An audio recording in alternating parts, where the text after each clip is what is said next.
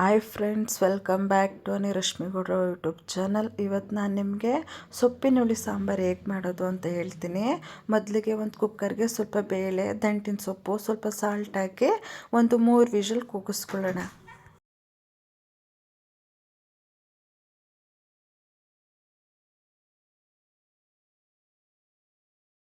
ಈಗ ನಾವು ಮಸಾಲ ರೆಡಿ ಮಾಡ್ಕೊಳ್ಳೋಣ ಬನ್ನಿ.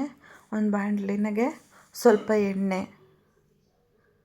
ಮತ್ತು ಬೆಳ್ಳುಳ್ಳಿ, ಈರುಳ್ಳಿ, ಟೊಮೊಟೊ ಹಣ್ಣು, ಹುಣಸೆಹಣ್ಣು, ಜೀರಿಗೆ ಇದಿಷ್ಟು ಹಾಕ್ಕೊಂಡು ಚೆನ್ನಾಗಿ ಫ್ರೈ ಮಾಡ್ಕೋಬೇಕು. ನಾನಿಲ್ಲಿ ಒಂದು 3 ಟೊಮೊಟೊ ಹಣ್ಣು ತೊಗೊಂಡಿದ್ದೀನಿ. ಯಾಕೆಂತಂದರೆ ಹುಣಸೆಹಣ್ಣು ಹಾಕ್ತೀವಲ್ಲ, ಸೊ ಹುಳಿ ಬರುತ್ತೆ. ಮತ್ತು ದಪ್ಪದು ಒಂದೇ ಒಂದು ಈರುಳ್ಳಿ ಹಾಕ್ಕೊಂಡಿದ್ದೀನಿ. ಇದಿಷ್ಟು ಚೆನ್ನಾಗಿ ಒಂದು 5 ಮಿನಿಟ್ಸ್ ಫ್ರೈ ಮಾಡ್ಕೋಬೇಕು ನಾವು. ಅದೊಂಥರ ಫ್ಲೇವರ್ ಬರುತ್ತೆ ಗೊತ್ತಾ, ಆ ಥರ ಫ್ಲೇವರ್ ಬರೋವರೆಗೂ ನಾವು ಈ ಥರ ಫ್ರೈ ಮಾಡ್ಕೋಬೇಕು. ಈ ಥರ ಫ್ರೈ ಮಾಡಿ ಇದು ಬಿಸಿ ಎಲ್ಲ ಆರಿದ್ಮೇಲೆ ಒಂದು ಜಾರ್ಗೆ ಹಾಕ್ಕೊಂಡು ಪೇಸ್ಟ್ ಮಾಡ್ಕೊಳ್ಳೋಣ. ಇದಕ್ಕೆ ಪೇಸ್ಟ್ ಮಾಡ್ಕೋಬೇಕಾದ್ರೆ ಒಂದು 2 or 3 ಟೇಬಲ್ ಸ್ಪೂನಷ್ಟು ಕಾಯಿ ತುರಿ ಮತ್ತು ನಮಗೆ ಖಾರಕ್ಕೆ ಎಷ್ಟು ಬೇಕೋ ಅಷ್ಟು ಸಾಂಬಾರು ಪುಡಿನ ಹಾಕೋಬೇಕು.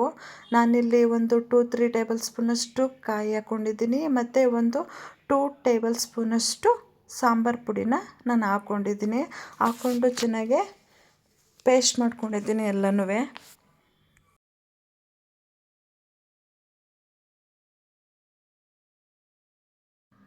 ಪೇಸ್ಟ್ ಮಾಡ್ಕೊಂಡು ಆದಮೇಲೆ ನಾವು ಏನು ವಿಷಲ್ ಹಾಕಿಸ್ಕೊಂಡಿದ್ದೋ ದಂಟಿನ ಸೊಪ್ಪು ಬೇಳೆನ ಅದೊಂದು ಸುತ್ತ ನೋಡ್ಕೊಂಡು ಬರೋಣ ಬನ್ನಿ. ನೋಡಿ, ಈ ಥರ ಇದು ಬೆಂದಿದೆ. ಇದನ್ನು ಲೈಟಾಗೆ ಸ್ಮ್ಯಾಶ್ ಮಾಡ್ಕೊಳ್ಳೋಣ. ತುಂಬ ನೈಸಾಗಿ ಏನು ಬೇಡ, ಲೈಟಾಗಿ ಸ್ಮ್ಯಾಶ್ ಮಾಡ್ಕೊಳ್ಳೋಣ. ಸ್ಮ್ಯಾಶ್ ಮಾಡಿಕೊಂಡು ಒಗ್ಗರಣೆ ಮಾಡಿದ್ರೆ ಸಾಂಬಾರು ಕಂಪ್ಲೀಟ್ ಆಗುತ್ತೆ. ನೋಡಿ, ಈ ಥರ ಆಗಿದೆ. ಇದಕ್ಕೇ ನಾವು ರೆಡಿ ಮಾಡಿ ಇಟ್ಕೊಂಡಿರುವಂತಹ ಮಸಾಲೆನ ಹಾಕ್ಕೊಳ್ಳೋಣ. ಸ್ಟಾರ್ಟಿಂಗೇ ಒಗ್ಗರಣೆ ಮಾಡ್ಕೊಂಡು ಹಾಕ್ಕೋಬೋದು, ಇಲ್ಲ ಅಂತಂದರೆ ಈ ಥರನೂ ಮಾಡ್ಕೋಬೋದು. ನಾನೇನು ಮಾಡ್ತಾಯಿದ್ದೀನಿ, ಸೊಪ್ಪಿನಳ್ಳಿ ಬೇಳೆ ಏನು ಕೂಗಿಸ್ಕೊಂಡಿದ್ದೋ ಅದಕ್ಕೇ ಮಸಾಲೆ ಹಾಕ್ಕೊಂಡಿದ್ದೀನಿ. ಇಲ್ಲಿ ಸಪ್ರೇಟ್ ಒಗ್ಗರಣೆಗೆ ತುಪ್ಪ ಹಾಕ್ಕೊಂಡು ಸ್ವಲ್ಪ ಸಾಸಿವೆ, ಒಣಮೆಣ್ಸಿನ್ಕಾಯಿ, ಕರಿಬೇವು ಇದಿಷ್ಟು ಹಾಕಿ ಒಂದು 20 ಮಿನಿಟ್ಸ್ ಬೇಯೋಕ್ಕೆ ಬಿಟ್ಟಿದ್ದೀನಿ.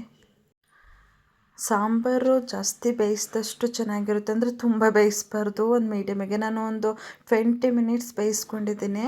ನೋಡಿ, ಈ ಥರ ಕುದಿ ಬರೋವರೆಗೂ ಬೇಯಿಸ್ಕೋಬೇಕು. ನಾವು ಏನು ಸಾಂಬಾರು ಮಾಡಿರ್ತೀವಿ ಅದು ಸ್ವಲ್ಪ ಕಮ್ಮಿ ಆಗೋವರೆಗೂ ಕುದಿಸ್ಕೋಬೇಕು, ಆಗ ಸಾಂಬಾರು ಟೇಸ್ಟಿಯಾಗಿರುತ್ತೆ. ಇವತ್ತಿನ ವಿಡಿಯೋ ಇಷ್ಟೇ ಫ್ರೆಂಡ್ಸ್.